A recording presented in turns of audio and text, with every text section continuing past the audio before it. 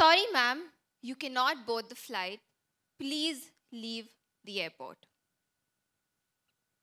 One international expedition, 3 lakhs worth of crowdfunding, 5 multinational sponsors, 7 months of preparation, 10 lakhs of fundraising, 50 plus donors, hundreds of questions, and 1,000 expectations later.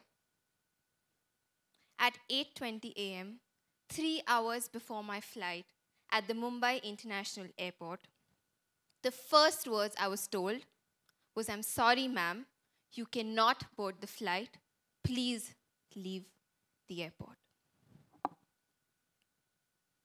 Pune to Mumbai, Mumbai to Paris, Paris to Buenos Aires, Buenos Aires to Ushuaia, and Ushuaia to Antarctica, the end of the world. How was I going to cover this distance in 48 hours? And now, outside the airport at 8:45 a.m. Well, now, there seemed to be only 2 available options. One was to take another route that would not require a visa, but this option got discarded almost immediately because this flight would not help me reach my destination in time, where 143 people from 30 different nations were waiting for me at the dock at Ushuaia to reach Antarctica. The other option was for me to fly via Abu Dhabi, but that also got discarded because of all the times that day Abu Dhabi's airport was flooded. The third option, which was not really an option, was to apply for the visa traditionally, which would take me a minimum of 5 working days, and all I had in my hands was 180 minutes. Trying to keep our emotions at bay, my parents and I decided to put our practical hats on. We reached out to my aunt, who at that time was working with the airlines that I was scheduled to fly on. She instantly told us that we make our way to the French consulate, which was 20 minutes away from the airport, try to talk to them, figure out a solution, but that was such a long shot. And in spite of making my way to the French consulate within 15 minutes, let alone entering the office, the security guard did not even let us into the premises because the protocol was no appointment, no entry. After speaking to the security and pleading, he let us into the premises, but outside the office door, we were told, no appointment, no entry. At 9:15, when we finally made our way into the back-end office of what we thought was the French consulate, we met the officials. We ran the officials through our entire story and explained to them. When the generous, helpful, yes, helpless French lady walked to the counter and promised us that she would put in an emergency word to the office in France via email, but that there was nothing more that she could do for me at 9:30 a.m. And now, it was a waiting game. 3 minutes, 3 hours, 3 days, 3 weeks, or even 3 months. I just had to wait. As we helplessly waited at the office, the lady tried to have some conversation with us and said that even if the visa was granted to you now, what purpose would it serve? Because international check-ins stop 1 hour prior to departure. My flight was scheduled at 11:20 a.m. and now we were at 10:20 a.m.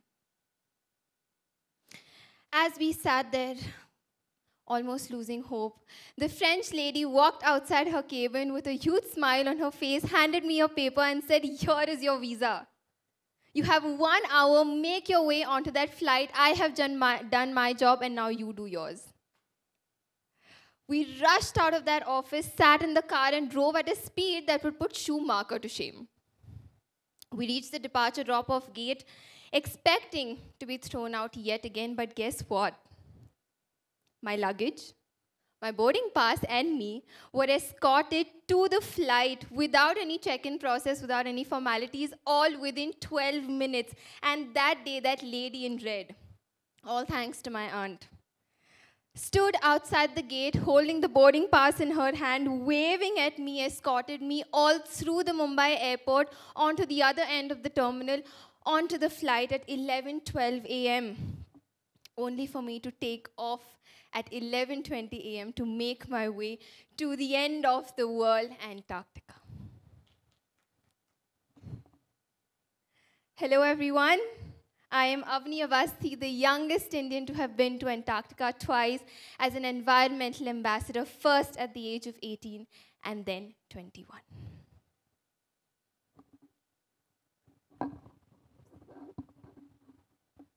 We as Indian students are expected to be the best at everything.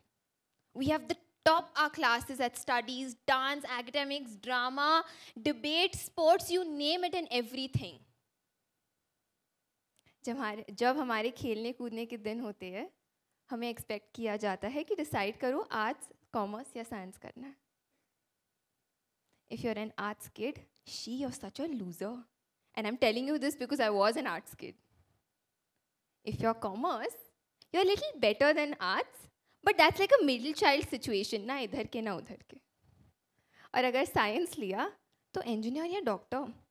Coaching classes, mock tests, exams, and unending expectations. We as kids are expected to know very on in life कि life में करना क्या है. And you have to stick to just that one career, जिसका decision we have probably had to make under pressure in school. And आगे जाके, if you don't stick to that profession, then oh my God, you're a dropout. What a shame.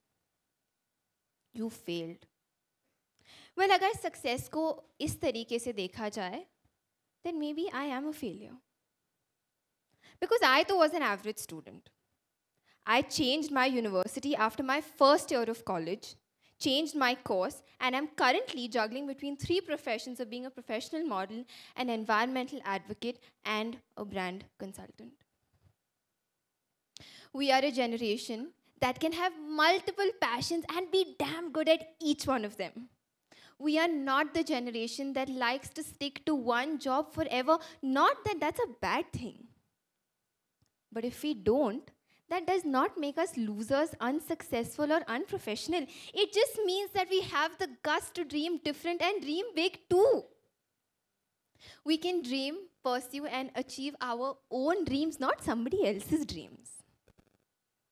We can have multiple passions or side hustles, as you Gen Z kids like to call it, and still have the guts to turn them into successful professions or careers. We are a generation that are okay with being the jack of all trades. So now, let's track back a little to when I was 14, and here are what my grades looked like. Now that most of you know I'm an average student, let me also tell you that I did not like studying at all like most of you all here.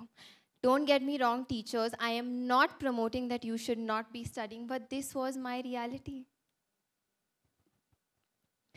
I am a perfect example of what a teacher's target could have been, but I am the perfect example of what great support from teachers and parents and my school principal did to me. I am what I am today only and only because of my school principal, my parents, and my teachers. Not that they didn't want me to study, not that they didn't want me to score well, but they identified and recognized that my inclination was a lot beyond just academics. They gave me the opportunity to be a part of extracurricular activities and represent my school in many other things like basketball, Indian choir, Western choir, singing. And during one such competition, I had to make a 2-minute film that spoke about how an Indian girl sitting in Pune can save Antarctica, and how an Indian girl can promote recycling of Tetra Paks. And this video was awarded 3rd nationally in my 9th standard. And you know what happened then? This was awarded to me by Sir Robert Swan, who is the first man in history to have walked to the North Pole, the Arctic, and the South Pole, the Antarctic, and is my mentor. And suddenly, this girl who was an average student became the talk of the school.